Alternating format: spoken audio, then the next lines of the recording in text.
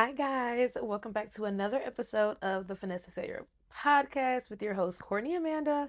And I know the background may look a little bit different. It's because this episode has been filmed at sea. I am currently on my way back to Jacksonville, Florida from a Bahamas New Year's cruise with my family. I just wanted to go ahead and take some time to film an episode for you guys because, one, I am practicing consistency with my new brand. I am practicing, disciplined and not worrying about when I have the motivation, more so just getting things done when they need to be done. I'm also practicing love for myself, self care, and overall, this year is really going to be built on everything that I started building last year and being executed into this year. The time you're seeing this video, I have probably already posted my vision board for the year. If I haven't, I'm going to be doing a complete vision board video that explains what my visions are for this year, what my goals are for this year, the things that I want to accomplish, and the things that. Okay, so as I'm going through watching and editing this video, I realized I never actually filmed the video about my vision board. It's probably not going to be out by the time you see this. So it's coming. I am doing in order to accomplish them.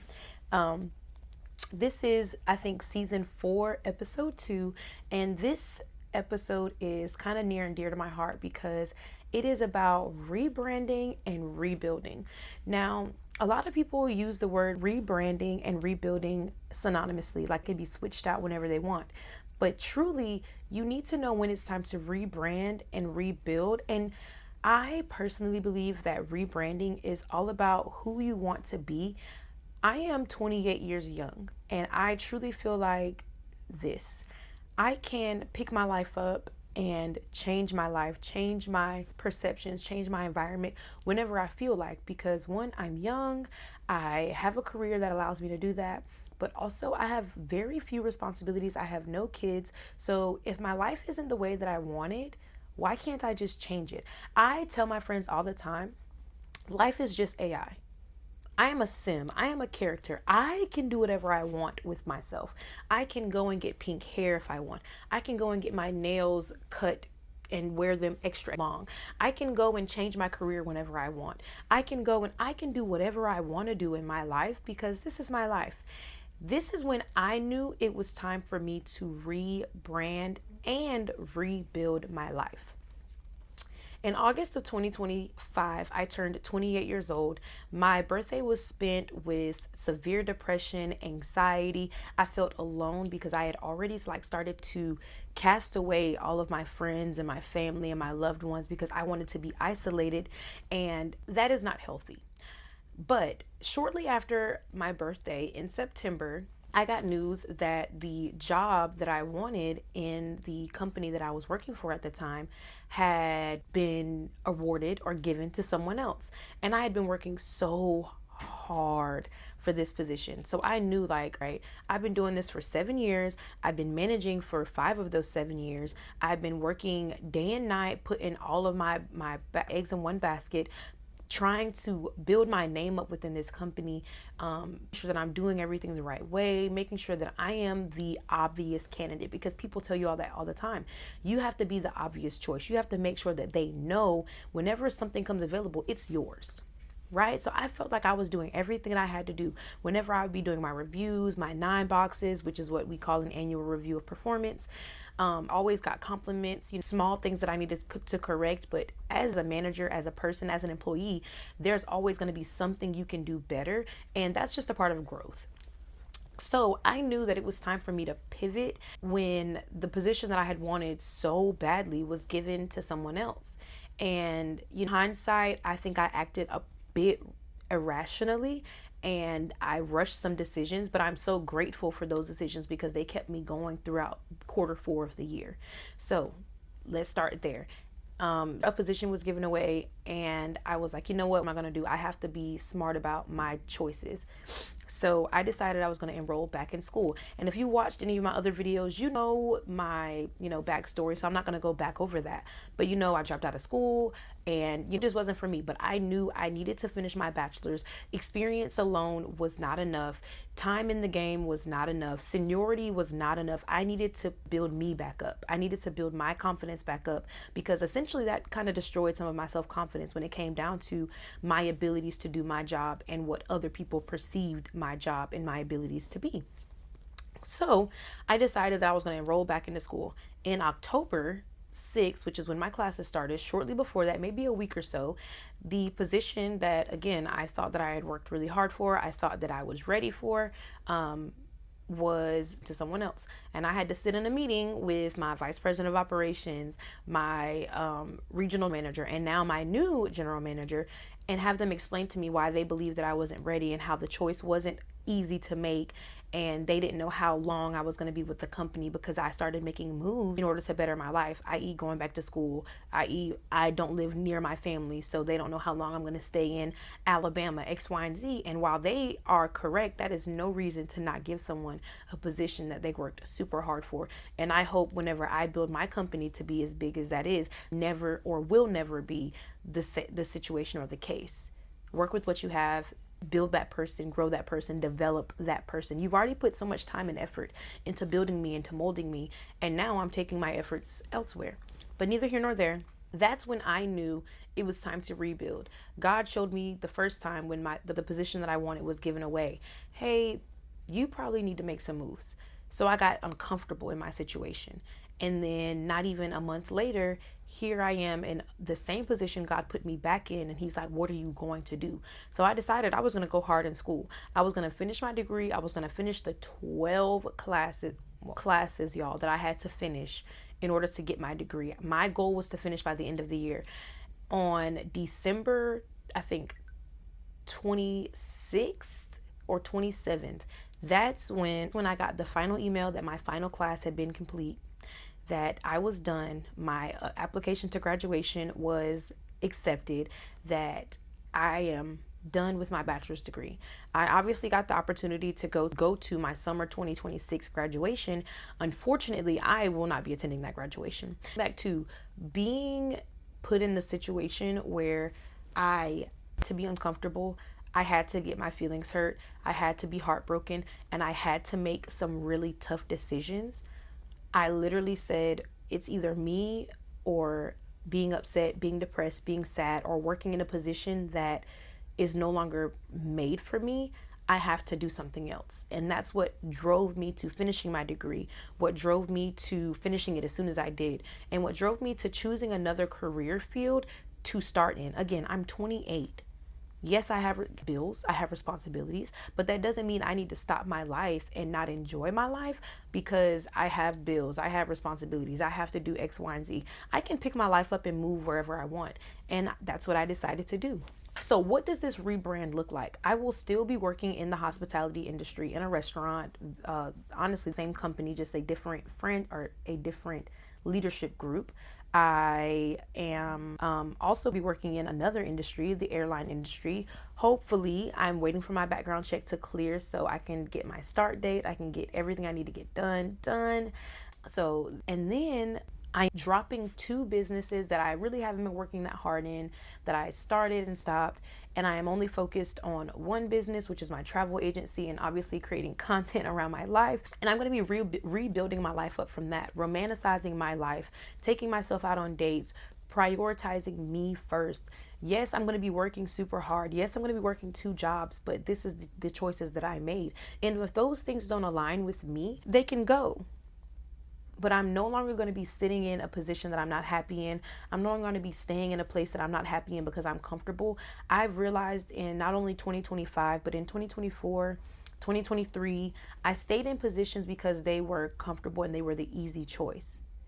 And unfortunately, I don't have to live my life like that. And fortunately for me, I have been able to see that I was put through these tests time and time again, just so that God could show me what my life could look like if I made the hard choice. Now this is the hard part. When I left Augusta, Georgia in 2019, I was scared. I was terrified because that was the time that I was going to be away from my family and my friends, and they were no longer going to be in driving distance. Okay, they were doing a announcement on the speaker, so we're back though. Okay, Was terrified when I was leaving Augusta because it would be the first time that I wasn't like an hour's drive away from my family, my friends, everything I knew, everything. I was like, what am I doing? But I made the best of it. My first year was probably like my favorite year, but this last year I've met so many people. I've made so many different relationships. Like, it's crazy to think about, but I'm ready to pick up and move and go to a new city now. Like, this has been a phenomenally fun experience. I've gotten to put my stamp on Huntsville, and I feel like I definitely have met some amazing people, some amazing communities. I'm just ready to do it in a different city. I would be wrong to sit here and say that my move out of Huntsville was not also rooted in the fact that I was trying to get away from a relationship that ended almost a year ago now, and I was ready to get away from. But also, every time I turned a corner, I would think about, and X, Y, and Z would do X, Y, and Z here. Sometimes you just need a breath of fresh air in a different place. So I booked a flight. I went to Denver for 3 days. And everybody knows when you go to a new city, the first thing you say is, oh, I can see myself living here. One drink in, I can see myself living here. It's nice here. It's beautiful. And I went on a couple of tours. I did a couple of things. And Denver, Colorado was what I decided I was going to do. So I applied to a couple of jobs that I didn't hear back from immediately. And then I applied to a job that I've been wanting to do for a long, long time. So I applied and I got denied. And then I applied to another job within the same industry, and I got an email like 2 weeks later. And they're like, hey, come to this interview. And I'm like, oh my God, I prepped and prepped and prepped and prepped and prepped for this. I was so excited. And then, oh my gosh, this is so crazy. And then I ended up acing the interview, got hired, and I'm currently in my background check right now for a job in Denver, Colorado. Now, the hardest thing about it was I was like, oh my gosh, this job is such a pay cut. What am I going to do? I can't afford to lose this money, right? So I'm trying to work it out in my head. Worked it out for like a week straight, trying to figure it out. And finally, I called in a friend and I'm like, hey, is that job offer still on the table in Colorado? And they said yes. So I gave them a start date. They were like, perfect. So now here I am trying to figure out what in the world I'm about to do, because at this rate, I am about to pick my whole life up again and move across the country. And I've already started looking at apartments, and I kind of want to take you guys on the ride for apartment tours and all this other stuff, but I really don't know. But it's been so amazing, like trying to figure out what my life is going to look like in the next year. So this is another big part. Leaving Huntsville is not an easy feat. It is not anything that I would just tell someone, hey, pick your life up and go.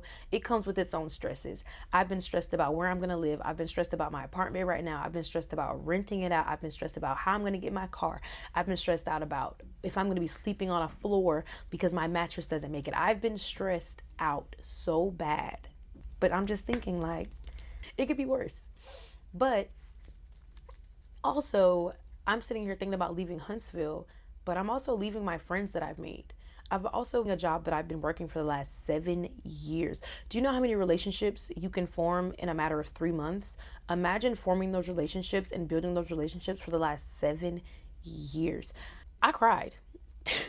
I've been so emotional. I've been all over the place. Even though it's the decision that I'm making, I'm still feeling like, am I really about to do this? But yes, indeed, I am about to do this because I know that my time here has expired. It's been expired for years now. I've just been holding on, and it's time for me to go. So here's some of the lessons that I've learned in 2025, quarter four, that have shaped the way my 2026 is gonna go. First lesson, stand on business about you because no one else will. I.e., the reason I got passed up for 2 jobs within the company I've poured my blood, sweat, and tears into. Let them fumble you one time, not twice, not 3 times, not 5 times, one time. You have one time to show me that you don't see the value in me, and I will find someone that sees the value in me because I'm not playing about me. Number 3, let the relationship go and see how good your life gets. If you, for whatever reason, have been sitting here thinking that this relationship isn't for you, you don't know if you can keep doing this, you don't know if you're supposed to be suffering, sacrificing, whatever the case may be, 9 times out of 10, you aren't supposed to be. I do not ever want to hear or see myself back in a relationship where I had to feel like I was struggle loving. I was sacrificing for someone who was always ungrateful. I don't want to be back in those situations. So, no, for me, if I have to do any of that stuff, that's not for me. I would rather be happy alone than struggling just to say I have someone. Yes, the dating world is tough. I've been on the apps. I know it is a mess out there. But again, I would rather be alone and happy than struggling, upset, arguing, my mental health. None of that is worth my mental health. So I would rather be alone. And I think once I accepted that fact, it was a lot easier for me to move on.